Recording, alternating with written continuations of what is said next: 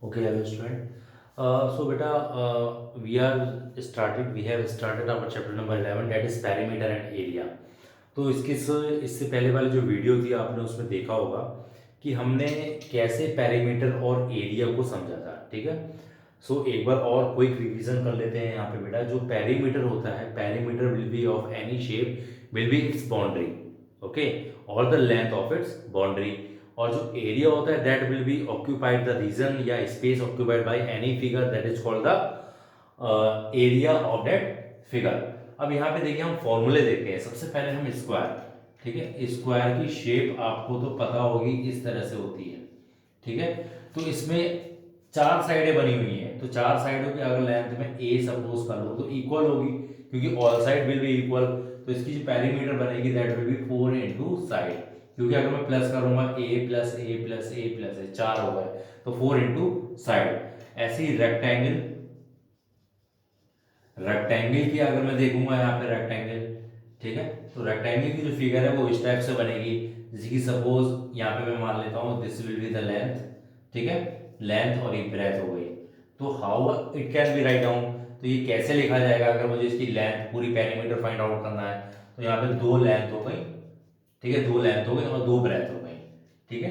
तो इस तरह से मैं फाइंड आउट करूंगा। यहाँ पे 2l+2b, अगर मैं 2 कॉमन कर लेता हूँ तो यहाँ पे आ जाएगा l+b।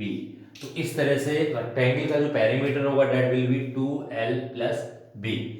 ऐसे ही अगर रोम्बस का पेरीमीटर फाइंड आउट करना है, रोम्बस का, रोम्बस, ठीक है, रोम्बस की फिगर तो ये होती है बेटा, ठीक है। अगर रोम्बस में पेरीमीटर फाइंड आउट करना है तो वही लिखा जाएगा बेटा, इसकी सारी साइडें बिल्कुल स्क्वायर की तरह इक्वल होती हैं, ठीक है।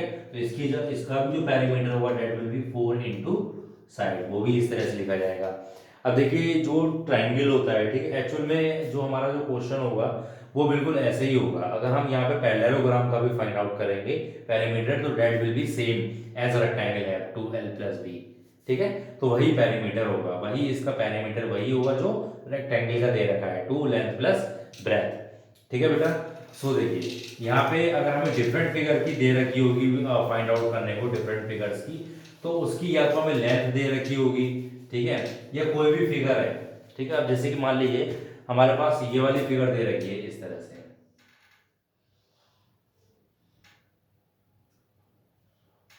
ठीक है। चलिए ये देखिए इस तरह से ये फिगर दे रखी है, तो we don't know the name of this figure, ठीक है, हमें इस फिगर का नाम ही नहीं पता है बेटा। तो हमें क्या दिया होगा, we have given the side, जैसे मान लीजिए 5 सेंटीमीटर है, ये 10 सेंटीमीटर है, ये 15 सेंटीमीटर है। सो इस तरह से हमें मेजरमेंट दे रखी होगी, then we can find out the answer by adding all these length, we can find out the answer, simple है।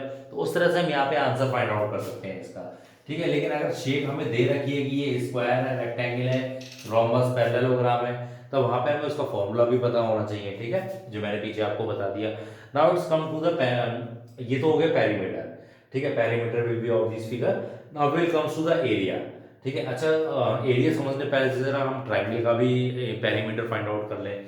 तो ट्राइंगल का बेटा पेरीमीटर कैसे फाइंड, देखिए इक्विलेटरल ट्राइंगल का जो पेरीमीटर होगा, ठीक है, देखिए इक्विलेटरल ट्राइंगल में all side will be equal to each other, ठीक है। इक्विलेटरल ट्राइंगल में सारी साइडें इक्वल होती हैं, तो ये ए, तो इसका जो पैरामीटर होगा that will be 3a, okay. आप एंगल और चीजें ध्यान रखिएगा, इसके जो एंगल्स होते हैं that will be of 60 degree,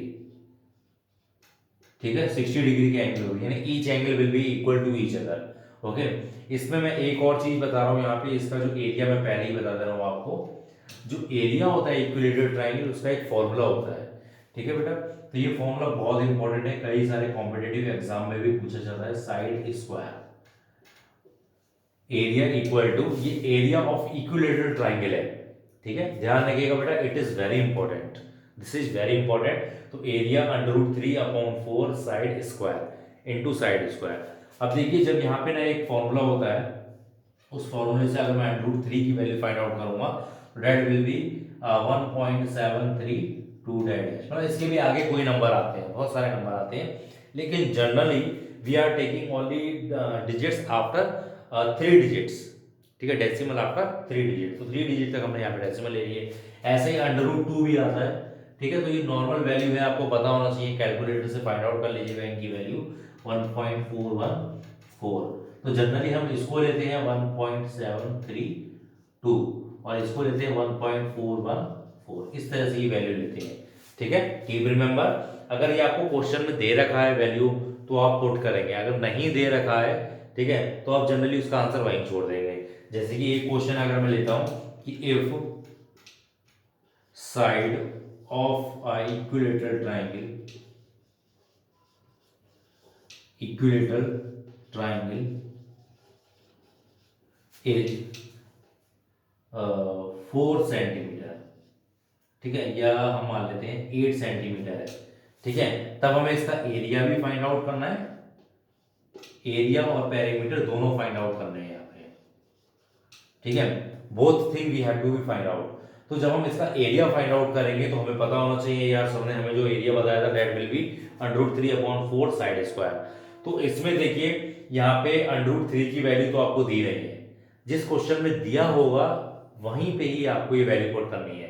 तो देखिए इसका आंसर कैसे निकालेंगे, सबसे पहले एरिया निकालेंगे, तो एरिया √3/4 साइड कितनी दे रखी है इसकी 8 सेंटीमीटर, तो 8 स्क्वायर, तो इसको कैलकुलेट करेंगे तो ये कितना आ जाएगा √3/4 साइड स्क्वायर, 8 का स्क्वायर तो आपको पता ही होगा 64, अगर मैं 4 से इसे कट करूंगा 16 तो हो जाएगा 16√3 सेंटीमीटर स्क्वायर, तो वहां पे ये आंसर आ जाएगा इसका। Now I have to calculate the perimeter of this figure, तो पेरीमीटर साइड कितनी है 8, तो 8 इसके पेरीमीटर कितना होता है 3a, यानी 8 इंटू 3 कितना हो जाएगा 24 centimetre, that will be the perimeter. ठीक है, सिंपल है ना। तो इस तरह से आपको ये ध्यान रखना है कि area will be √3/4 side square and the value of √3 and √2, ये √2 कहीं भी यूज हो सकता है, ठीक है, किसी भी कैलकुलेशन में यूज हो सकता है। तो √3 की वैल्यू कितनी दी है 1.7, ये √3 कब आएगा जब पाइथागोरस थ्योरम को हम अप्लाई करेंगे। पाइथागोरस थ्योरम तो आप पढ़ चुके हैं चैप्टर नंबर 6 में, तो वहां पे ऐसे क्वेश्चन जरूरी है कि आ सकते हैं, तो ये तो आपको पता है, तो कहीं पे भी आ सकता है कुछ भी, ठीक है। सो ये था area and that will be the perimeter, ठीक है। अब हम देखेंगे स्क्वायर, रेक्टेंगल, रोम्बस, ये सारी चीजें हम देखेंगे कि इनका, और ट्राइंगल का भी एरिया हम यहाँ पे फाइंड आउट करेंगे। देखिए स्क्वायर का एरिया क्या होगा, बहुत सिंपल, आप पहले से ही पढ़ते आ रहे होंगे। स्क्वायर, इसका एरिया क्या होगा बेटा, side into side, side into side, और we can write down side square, ये होता है स्क्वायर का एरिया, ठीक है। अगर रेक्टेंगल का एरिया फाइंड करेंगे, ठीक है, that will be L into B, यानी लेंथ मल्टीप्लाई बाई ब्रेथ, ठीक है। नाउ रोम्बस, ये सबसे इंपॉर्टेंट है। देखिए रोम्बस का एरिया सबसे इंपॉर्टेंट होता है बेटा, आपको ध्यान रखना है कि रोम्बस का एरिया जो होगा that will B 1/2 d1 into d2, ये होता है। यहाँ पे d1 और d2 क्या है, जरा इसको भी समझ लेते हैं। ये मैंने बेटा रोम्बस बना दिया, ठीक है, ये रोम्बस बना दिया।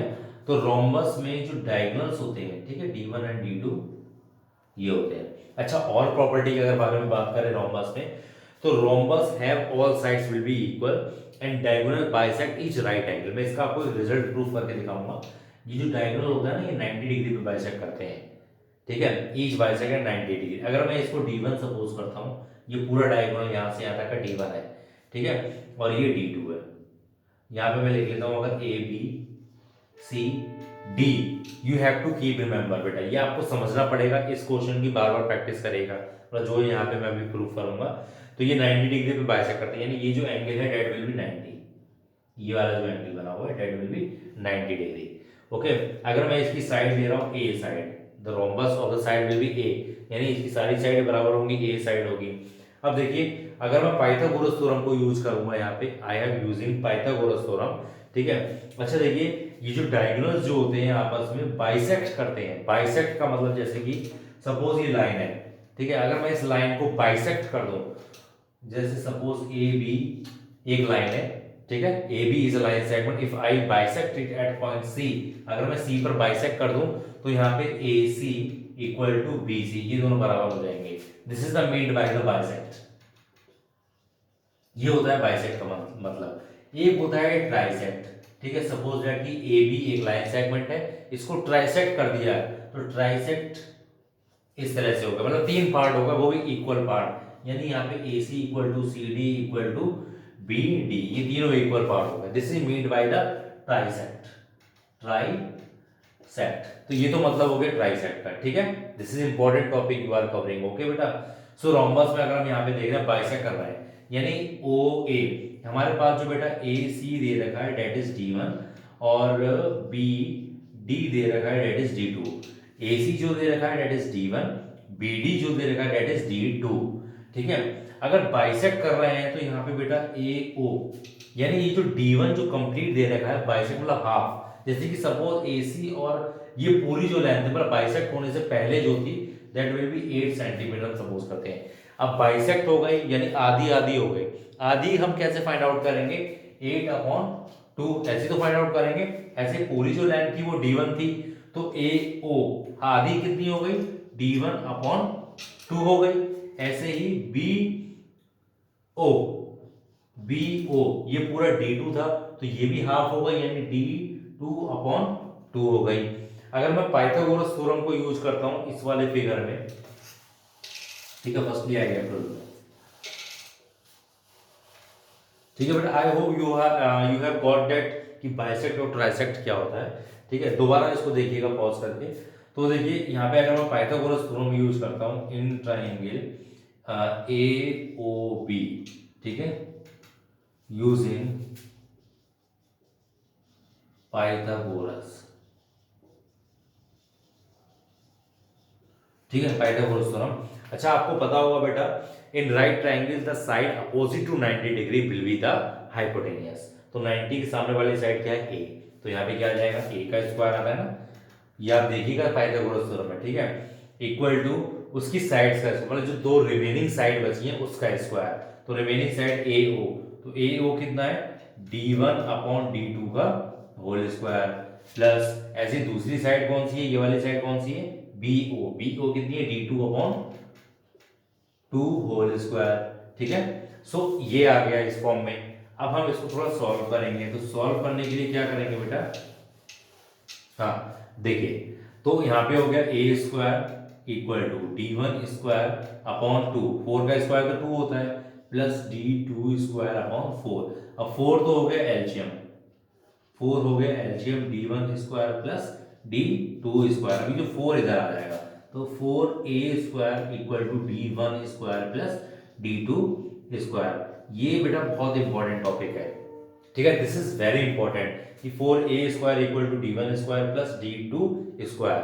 मतलब ये एक तरह का फॉर्मूला है in the case of rhombus, ये रोम्बस का एक फॉर्मूला है, ठीक है। अगर स्क्वायर होता है यहाँ पे, अगर स्क्वायर होगा यहाँ पे तो स्क्वायर में D1 और ये D2 दोनों बराबर होंगे, यानी उस केस में 4A² इक्वल टू 2D1², यानी वो D1 डायगोनल एक ही जैसा होता है, ठीक है, तो वहां पे ये केस बन जाएगा।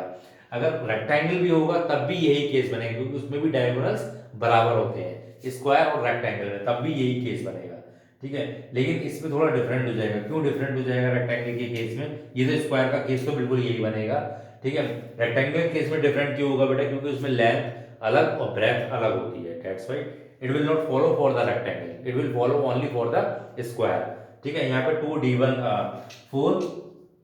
4A² इक्वल टू 2 हो जाएगा, डी अगर हम ले लें सिंपली D² डी मतलब एक diagonal, because in that both the diagonals will be equal to each other, okay. इसमें थोड़े डिफरेंट होते हैं diagonals and the bisect each other at right angle. तो ये तो था रोम्बस, ठीक है, रोम्बस के बारे में ये फॉर्मूला बहुत इंपॉर्टेंट है, ये दोनों, ये रोम्बस के लिए है, ये स्क्वायर के लिए, ठीक है। इस पे बेस्ड क्वेश्चन भी आएंगे। ऐसा क्वेश्चन बेटा आपके 6.5 एक्सरसाइज में लास्ट क्वेश्चन दे रखा है, ठीक है। तो this is very important, do the practice of these questions, ठीक है। इसको बार बार करिए भाई, तभी तो समझ में आएगा आपकी। अगर आप ऐसे ही वीडियो देखते रहोगे तो कोई फायदा नहीं है। उस वीडियो को देखो, जब देखो बेटा, जब आपके पास एक पेन और पेंसिल और नोटबुक हो, उसको लिखो, सॉल्व करो क्वेश्चंस को, ठीक है, लिख लिख के करिए क्वेश्चन को, तभी बेटा ये क्वेश्चन समझ में आएंगे। अदरवाइज आप सोचोगे यार ये चीज कहाँ से और एग्जाम में क्यों आ गई, कैसे आ गई, ठीक है। मैंने यहाँ पे आपको बताया बाइसेक्ट और ट्राइसेक्ट, अगर इन्हीं पे क्वेश्चन आ गया भी बाइसेक्ट क्या होता है, ट्राइसेक्ट क्या होता है, तो आप कर ही नहीं पाओगे।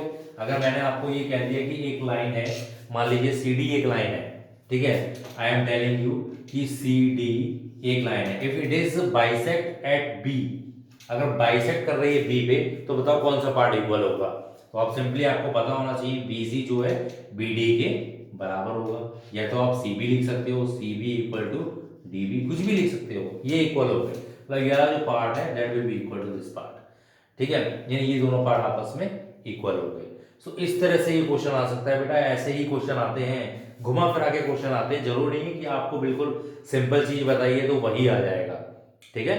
मतलब अब जैसे मैंने आपको फॉर्मूला बता दिया, ठीक है, पहले तो मैंने इक्विलेटरल ट्रायंगल का फॉर्मूला बताया √3/4 और साइड स्क्वायर, ठीक है। फिर अभी मैंने रोम्बस का जो फॉर्मूला बताया that is 4a² equal to d1² और प्लस d2²। तो जरूरी नहीं कि बेटा आपसे यही फॉर्मूला पूछ लिया जाए, ये वाला आ जाए, इन पे बेस्ड क्वेश्चन आएंगे, ठीक है।